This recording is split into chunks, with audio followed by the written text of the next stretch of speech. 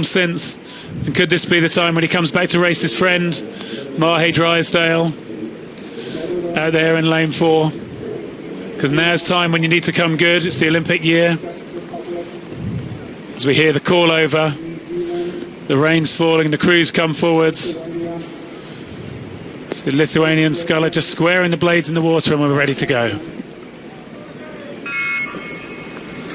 Mahe Drysdale possibly slightly slowly away, but we wouldn't expect to see him taking it on too early. No, I think that's the back. I think both scullers' centre lanes have got back issues, and Sinek really jumped off. I think he's on painkillers for his back. Might be the last time we see him in the single this season, but Mahe's had back issues too, and he didn't jump off on that first stroke, Greg. No, he certainly didn't, but we know the race is going to be a long one, and it's Mindaugas Grigonis, who we know is a fast starter. He's always brave and takes it on, as is Alan Campbell. When he first raced a single, he really used to be brave and take it on. So not a surprise to see those two leading the way out at the bottom of the picture here.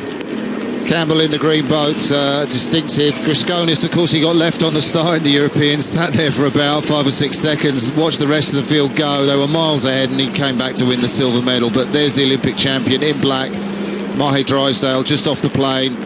He takes a look across at Andrei Sinek. So Andrei Sinek in the yellow boat, he's 4 from the top of your picture as we ride with the Olympic champion. Greg, what do you reckon about the depth of those blades? Well, we've said this sort of thing before, haven't we? It looks like he certainly gets them locked up. He certainly gets not just the painted black bit, but some of the loom in the water. And then he gets his body weight behind the boat and really levers the boat forward. And I think the race is now starting to settle the way we might expect. Grigonis has dropped back into the field. Campbell trying to keep the pace, but it's Sinek in the centre of the course there. And as we have a look now at Grigonis taking a look to his right and seeing the field come back to him.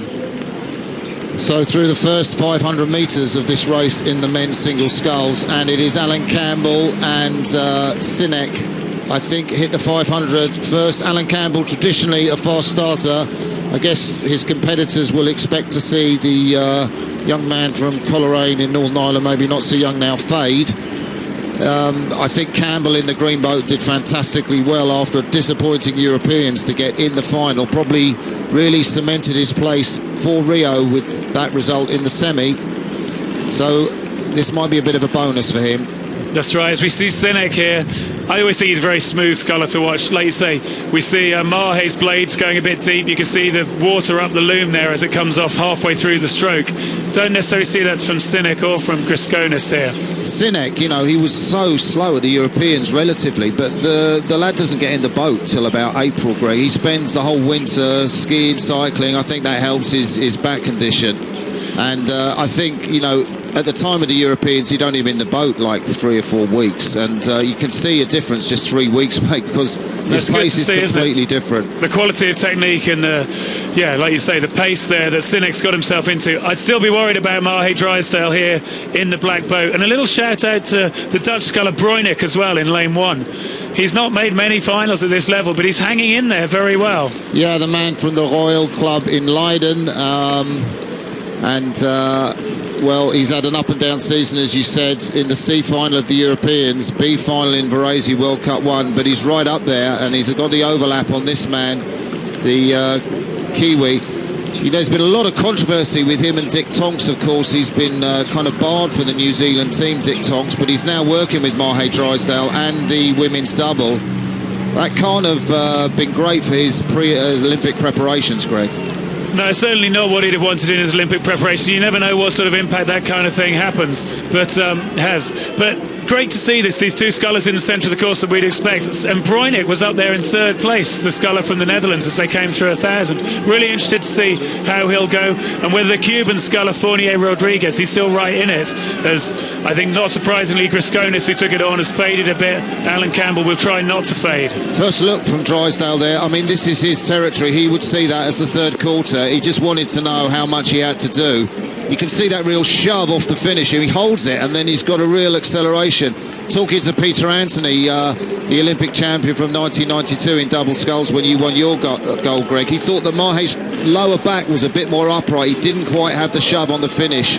that he had before. As we look at the young man from Leiden there, from the Netherlands, Stefan Bruyning, very relaxed, very loose in bronze medal position. Well, he's trying to hang on to that bronze medal. It's going to be hard to know because we haven't got the picture angle to see whether he's actually in bronze. We'll wait till he gets to 500, but the race is here. Sinek, half a length up now on Mahe Drysdale, who's putting the pressure on in the third quarter as we expected. Sinek has got a longer arc, hasn't he? He's got slightly more in that lower back. I think he levers his back slightly more. Yeah, it's interesting what you say about the back. That, to me, Sinek, it looks like a great big door, a great big ironing board, his back, that he keeps it quite flat and then it opens back and he truly tries to leverage the boat further forward, further through the water.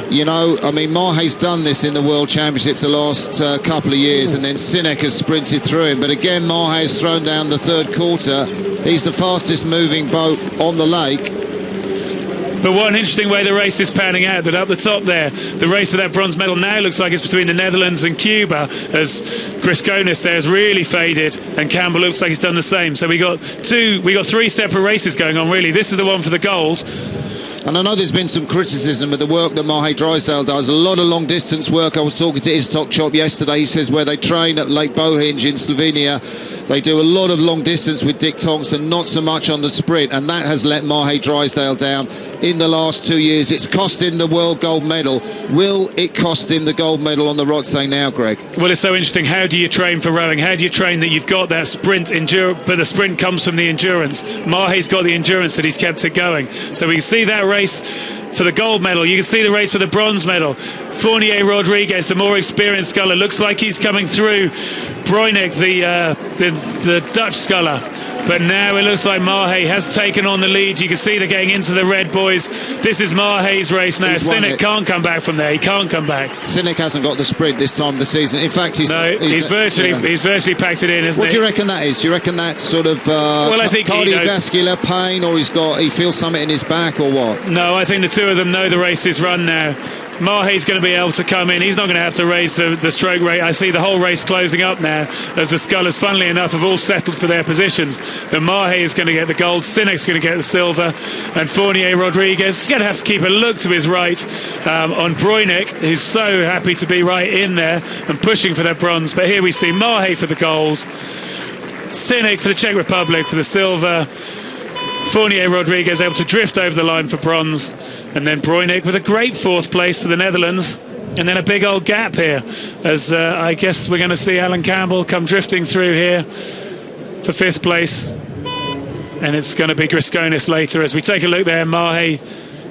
It's a long race in a single scull. I guess that's the lesson from that, Martin. Yeah, and what a fantastic way to step off the plane and to actually race the guy who beat you in the World Championships. You know you have those tight races with him, and really he did that job in the third quarter, didn't he? He put Sinek under so much pressure. But to be fair, if Sinek's had nothing like the time in the single that Mahe Drysdale has. He's been racing that the whole summer in New Zealand. There we see the bronze medalists. Great medal for the Cuban Angel Fournier Rodriguez, his coach Jose Figueredo. And it's funny just having a look there, and we look at Mahe Drysdale, seeing that he wears those little bandages around his calves. It's one of those things that many novice rowers, many of us think, oh, I'm cutting my legs, I don't really like this rowing thing. And you look at the calves of most rowers and they have got little cuts on them. So it's good to see Mahe showing no one's too hard to wear a little bit of protection on their calves. Absolutely. Well, he does so many kilometres in the morning sessions. I mean, mostly in the afternoon, he'll be out on the bike, because he doesn't want to row twice a day generally. Likes to do a lot of work on the bike, so the 24k sessions he'll do in the morning, those protect his calves, as you say. Fournier Rodriguez, he loves drifting across the line. I think every time, that would be his ideal thing. Win the Olympic gold medal with like a length to spare and drift across the line. That would be Fournier Rodriguez's ideal race, as it would be probably most scullers. Yes. Well, that race was done, wasn't it? It was interesting just to see that Mahe Drysdale just leant forward, and you can see that little blue stroke coach that sits, giving him information, sits in front of him, just on top of his feet, and he's just had the relaxation to be able to cross the line and press the stop button to say I've now crossed the line, and he'll be able to go back through and look at the data, and that data will show him that he won the race in 6 minutes